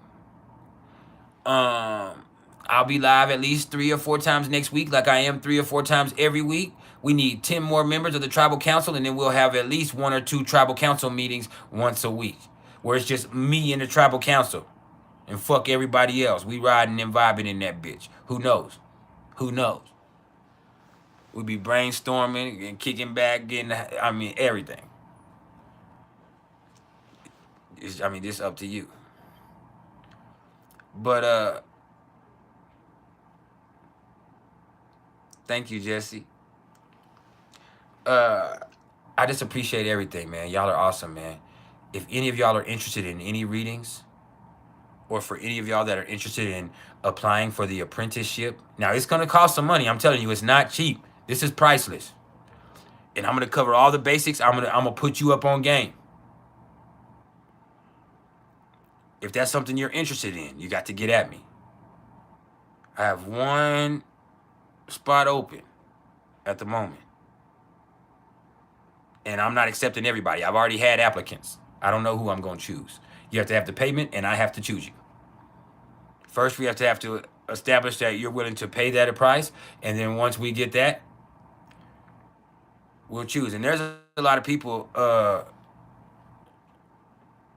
Yeah, we have a reading, Cheryl. That'll be like an hour long. That's a numerology reading that will last about an hour. But we'll get that knocked out. I will hit you sometime this weekend, and we'll establish a specific time for that. I have a class with Love 12 on Monday also.